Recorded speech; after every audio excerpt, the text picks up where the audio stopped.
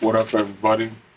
So anyway, like I said, this is gonna be my second video for this week.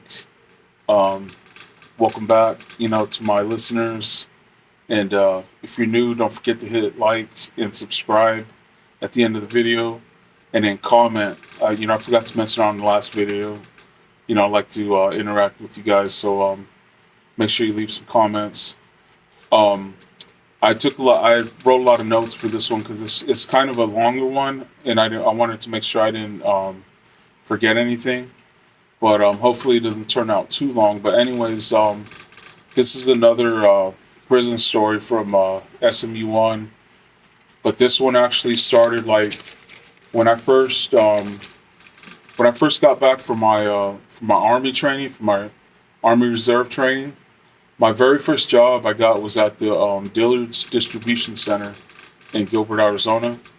I was like unloading trailers, and anyway, like maybe like a couple of months after I started working there, there was like three or four new guys that started, and they all knew each other, and they were all from Mesa. They were like gangsters from well, I'm not gonna say what gang they were from, but from the Mesa area, and one of them was this really big Chicano. He was about 6'1", probably like about 390, like close to 400. He was a big dude, and his nickname was Big Vic. His name was Vic, but his nickname was Big Vic. And so like for whatever reason, like right off the bat, like me and Big Vic kind of like hit it off. Like he liked to chop it up with me and stuff, and like I don't know, like but the crazy thing was his when he started working there, his lady started working there too. And I don't know if they were married or not, but I think they might have had like a kid together already. But his lady, like right off the bat, for whatever reason, man, she was on your boy. Like she was jocking me, and like where I used to work at, because I started off unloading the trailers, but then they moved me to this other area, like where I had all these there was like these big giant conveyors, and I used to get these really heavy boxes that were like 80 to 100 pounds, and I would have to pick them up and run them to these different conveyor lines and send them down to the areas, that they went to. And one of the areas that the boxes went to, his lady worked right there, like not too far away from where I was, like maybe about 30 feet away. And so like throughout the day, like I would see her, and like I'm not trying to like brag or whatever, but I was pretty swole back then, right? And I used to wear like these shirts with no sleeves, or like a tank top or whatever. And so like she was always checking me out, and I'm not gonna lie, she caught me checking her out a couple times. Her face wasn't like that pretty, but she had like a nice body. She had a nice rack. So but anyway, like so she like I don't remember if she told me herself or if she told another girl tell me, but she basically like told me like we can hook up on the DL. And I was like, I'm not gonna lie, I thought about it, because your boy was single and like just playing the field. And but I was like, nah. I thought about it. I was like, nah, because I already know like it ain't worth it, because if I was to hook up, I already knew if I was to hook up with her, and he was gonna probably find out, like he was gonna want to put some hot lead in me. Like it ain't gonna be just we're gonna fight or whatever. He's a gangster. So, and he was pretty much like he was like the shot caller or whatever of his clique or whatever, of his gang, his street gang. So I was like, nah, I'm good. So anyways, the weird thing after that is I think he heard, like somebody must have like said something to him, because he kind of started acting different. But the funny thing is, like this motherfucker, like he kept inviting me to, like he would tell me like, hey Cisco, man, you should come out and party with me and my crew, or me and my clique or whatever like me and my homies, like he would say you should come over and party with us, or we can go like to a club or something like that.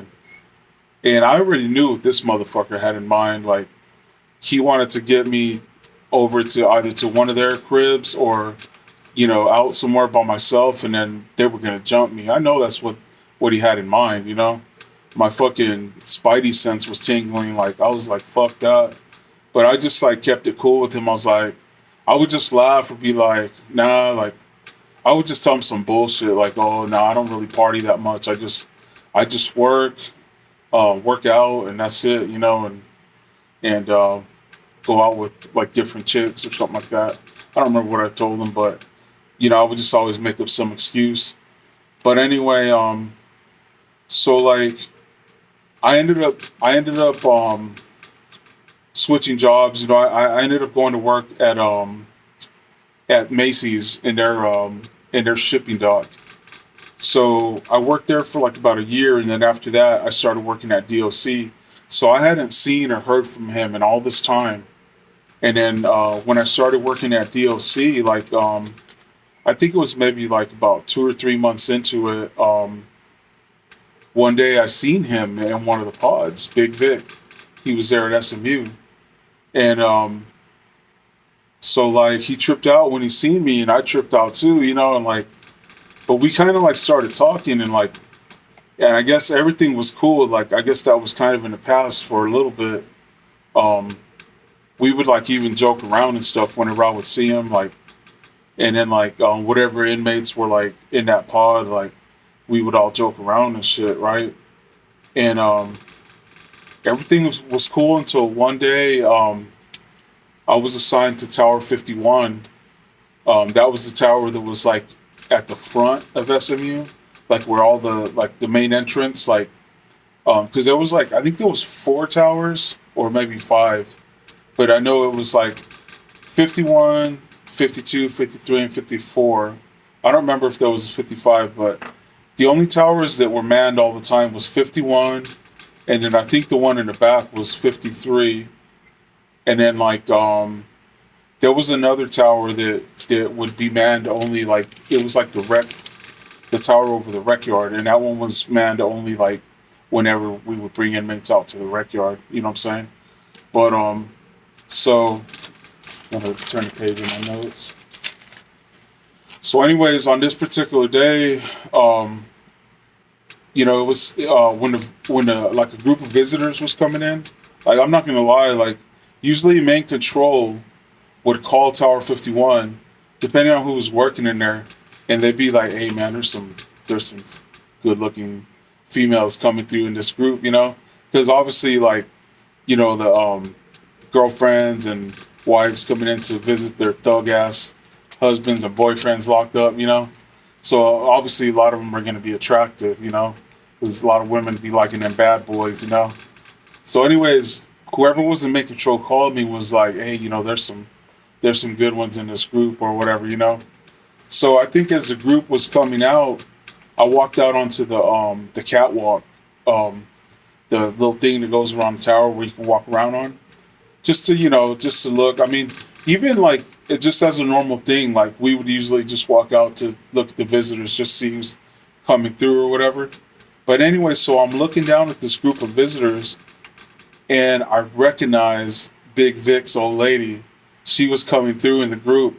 And so, like, I don't know if I must have had a crazy facial expression. Like, maybe I might have been just tripping, like, because I was like, oh, that's his lady.